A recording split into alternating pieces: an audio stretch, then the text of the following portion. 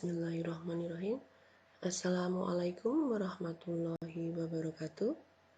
Hello, my students, especially grade 10. How are you today? I hope you all are in a good condition.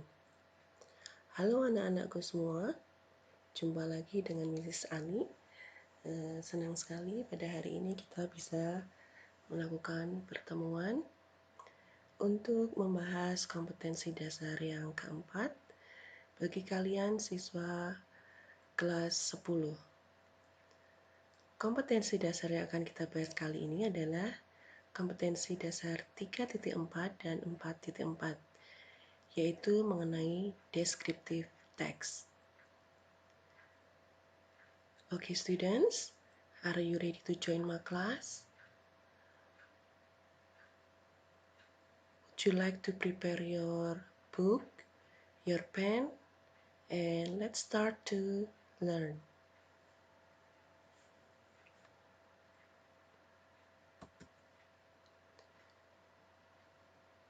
Okay, students, let's start from the definition.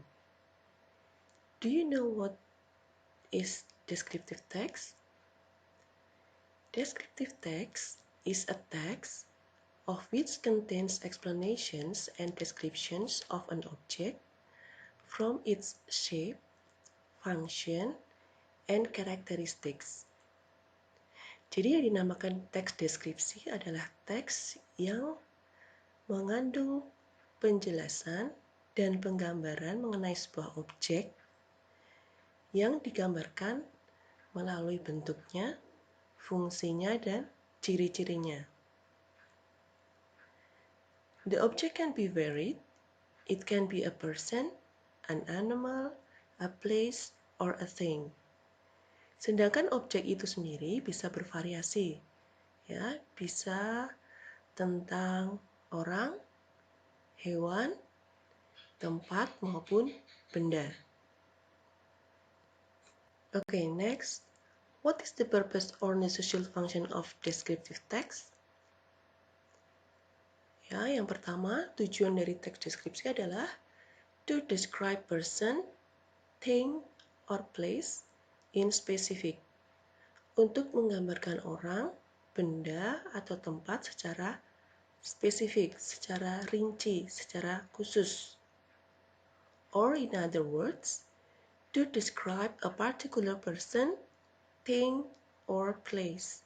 Untuk menggambarkan ya seorang tertentu atau benda tertentu atau tempat tertentu.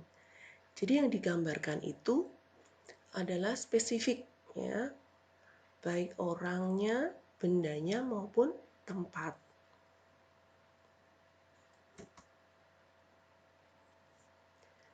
Ketika kita belajar tentang sebuah teks, pasti kemudian masing-masing teks itu akan memiliki strukturnya sendiri-sendiri. Susunan teksnya sendiri-sendiri.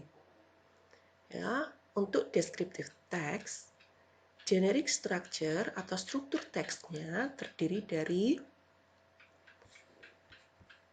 identification and description. Ya, let's start from identification. Identification identifies phenomenon that will be described. Phenomenon here refers to person, place, or thing. Jadi dalam identifikasi ini kita akan ditunjukkan ya fenomena atau benda apakah yang akan digambarkan. Ya. Jadi diidentifikasi terlebih dahulu, didefinisikan terlebih dahulu. Ya. Setelah identification, maka bagian teks yang berikutnya yaitu description. Ya, description itu berisi tentang describes parts, qualities, characteristic, etc. Jadi yang digambarkan dalam bagian paragraf berikutnya yaitu tentang penjelasan atau penggambaran tentang seseorang dengan menyebutkan beberapa sifatnya. Ya, tidak hanya seseorang. Kalau tadi tentang benda atau tentang tempat ya, tentang benda atau tempat tersebut. Disebutkan bentuknya seperti apa, ciri-cirinya seperti apa, kegunaannya untuk apa. Kalau itu adalah sebuah benda. Ya, selanjutnya kita akan membicarakan tentang language features atau unsur-unsur kebahasaan. Unsur-unsur kebahasaan yang pertama yaitu specific participant, adanya benda tertentu atau objek tertentu. Jadi bendanya atau objeknya itu tidak bersifat umum dan unik, hanya ada satu. Ya, contohnya di sini, jika kita membicarakan tentang pantai, maka pantai apakah yang dimaksud? Di sini contohnya adalah Bandengan Beach. Hanya ada satu kan, pantai Bandengan Beach itu. Nah, di sini sudah merujuk pada benda yang bersifat khusus. Kemudian ketika membicarakan tentang house di sini, langsung dirujuk pada my house atau rumah saya. Jadi hanya ada secara khusus. Kemudian ketika membicarakan tentang candi, di sini dicontohkan candi yang digambarkan adalah Candi Borobudur. Yang selanjutnya yaitu menggambarkan tentang Uncle Joko. Ya, sudah merujuk pada satu orang yaitu Uncle Joko. Itu yang disebut sebagai specific participant. Kemudian untuk unsur kebahasaan yang berikutnya yaitu adanya adjektif. Adjektif di sini gunanya adalah untuk memperjelas kata benda. Misalnya di sini membicarakan tentang pantai tadi, maka disebutkan a beautiful beach. Ya, pantainya indah. Nah, kamu tahu adjektifnya adalah beautiful, dia menerangkan noun di sini adalah beach. Yang selanjutnya, a handsome man. Ya, adjektifnya yang mana? Tepat sekali, handsome. Handsome di sini memperjelas noun, yaitu laki-laki yang tampan. Yang berikutnya, the famous place in Jepara. Ya, the famous place. Adjektifnya adalah yang famous, menerangkan place atau noun di sini. Baik, bagaimana dengan tensesnya? Tenses yang digunakan dalam teks deskripsi adalah simple present tense. Mengapa? Karena yang diceritakan atau yang digambarkan adalah fakta ya, yang sudah diakui oleh semua orang keberadaannya ya. Maka digunakan simple present tense. Untuk unsur kebahasaan yang berikutnya yaitu kata kerja yang menunjukkan sebuah kegiatan atau yang disebut sebagai action verbs. Contohnya ada run, sleep, walk, cut, ya, ada berlari, ada tidur, ada berjalan, dan ada memotong. Semua verb di sini adalah verb yang aktivitinya atau aktivitasnya dapat dilihat, maka disebut sebagai action verb.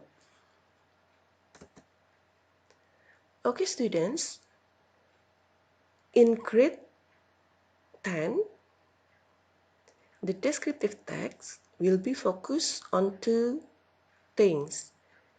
Those are tourist attraction and then historical sites. Untuk materi kelas 10, teks deskripsi yang dibahas dibatasi pada dua hal, yaitu bangunan bersejarah atau historical sites dan tourist attraction atau objek wisata, tempat wisata. Okay, let's start from the tourist attraction. Tourist attraction is a place that people visit for pleasure and interest, usually while they are holiday. Apa itu tempat wisata? Tempat wisata adalah sebuah tempat yang dikunjungi oleh orang-orang untuk kesenangan atau sebagai buran, ya, karena untuk menyalurkan ketertarikan mereka atau hobi mereka, interest. Mereka mengunjungi tempat wisata biasanya pada saat liburan. Ya. Kamu perhatikan gambar yang ada di sini. Ini adalah di mana? Ya, tepat sekali di Bali ya. Orang-orang akan mengunjungi Bali ya untuk berlibur. Mereka berlibur ke sana untuk apa? Ya, untuk bersenang-senang atau untuk menyalurkan hobi mereka jalan-jalan. Yang berikutnya, historical sites, bangunan bersejarah. Is an official location where places of political, military, cultural, or social history have been preserved due to their cultural heritage value. Jadi yang dinamakan bangunan bersejarah itu adalah sebuah bangunan yang memiliki sejarah baik di bidang politik, militer, kebudayaan maupun sosial dan dilindungi karena memiliki atau merupakan warisan budaya atau nilai-nilai budaya yang mereka miliki. Historic sites are usually protected by law and many have been recognized with the official National Historic Sites status. Yang namanya bangunan bersejarah itu biasanya dilindungi secara hukum ya dan merupakan cagar budaya. Ya, contohnya di sini adalah Museum Ulen Sentalu. Letaknya di mana? Ya, bangga sekali kita sebagai warga Jogja memiliki sebuah museum yang sangat menarik ya, yang letaknya ada di sekitar Kaliurang sana ya, Ulen Sentalu. Okay, students, now let me give you an example of descriptive text. Ya, kamu perhatikan gambar di sini, ilustrasinya adalah Indrayanti Beach. Ya, Indrayanti Beach. Jadi, di sini kita akan membahas tentang Pantai Indrayanti. Perhatikan, bagian pertama dari struktur teksnya adalah identification. Kita perhatikan bagian identification. Indrayanti Beach is one of the tourism object in Gunung Kidul. Indrayanti Beach is located very close to Krakal, Trini, and Sunda. Jadi Pantai Indrayanti adalah merupakan salah satu objek wisata yang ada di Gunung Kidul. Terletak atau letaknya, lokasinya sangat dekat dengan Pantai Krakal, Trini, dan Sunda. Jadi dari paragraf pertama ini kita mendapatkan gambaran bahwa dalam bagian teks yang selanjutnya nanti kita akan mendapatkan gambaran tentang Pantai Indrayanti. Di bagian identification ini kita juga diberikan informasi bahwa Pantai Indrayanti itu terletak di Gunung Kidul dan sangat dekat dengan Pantai Krakal, Trini, dan Sunda. Itu bagian identification-nya. Oke, next. Pada bagian description, tentu di sini nanti kita akan mendapatkan gambaran mengenai Pantai Indrayanti. Seperti apa Pantai Indrayanti itu? Oke, let's start from the second paragraph. Indrayanti Beach is a beach that has a very beautiful scenery with white sand and the seawater is bright blue, add to the beauty of the beach. Jadi Pantai Indrayanti itu adalah sebuah pantai yang memiliki panorama yang sangat cantik, ya, terdiri dari pasirnya yang berwarna putih dan air lautnya yang berwarna biru terang, sehingga menambah kecantikan dari pantai tersebut. The air of Indrayanti Beach was very cool, thereby increasing coolness and comfort while on the beach. Jadi udara yang ada di Pantai Indrayanti itu adalah dingin atau sejuk gitu ya.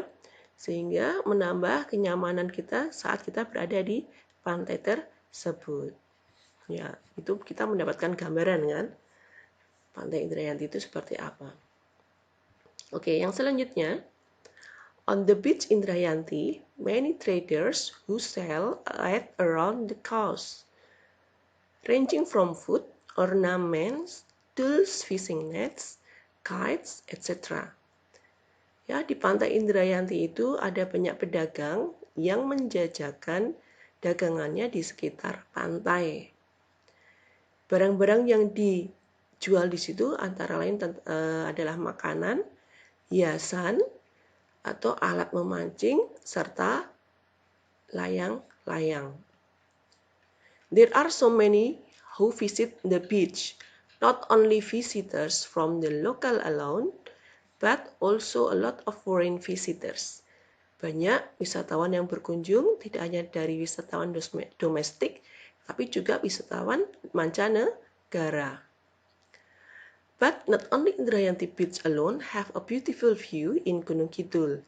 There are still many other shores have much more beautiful scenery of the beach Indrayanti. Tapi tidak hanya Pantai Indrayanti saja yang ada di Gunung Kidul yang memiliki panorama yang cantik, masih ada banyak pantai cantik lainnya yang ada di Gunung Kidul yang lebih cantik, lebih menarik dari Pantai Indrayanti. Oke. Itu adalah contoh dari teks Indrayanti Beach. Indrayanti Beach di sini adalah masuk dalam tourist attraction atau objek wisata. Kemudian struktur teksnya tadi terdiri dari identification and description. Oke, kita fokus kepada struktur teksnya terlebih dahulu. Sampai di sini ada pertanyaan? Apakah paham? Do you understand with my explanation? Is it clear enough? Oke, jika tidak ada pertanyaan, maka kita lanjut pada aktivitas yang berikutnya. Oke, contoh yang berikutnya adalah Istiqlal Mosque.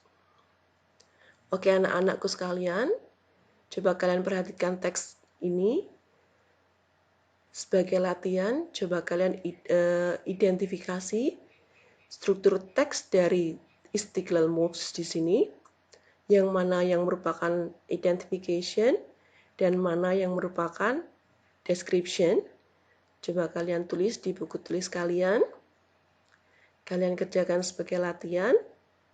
Ya, jadi perintahnya yang pertama adalah identifikasi dulu.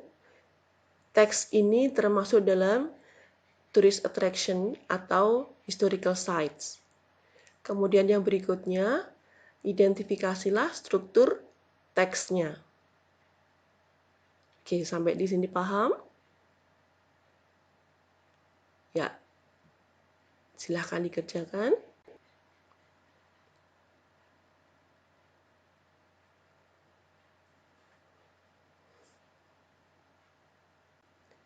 Oke, students, thank you very much for your attention. Sampai di sini saya kira cukup penjelasan saya pada hari ini. Semoga bermanfaat. Tetap semangat. Stay at home and stay healthy. Wassalamualaikum warahmatullahi wabarakatuh.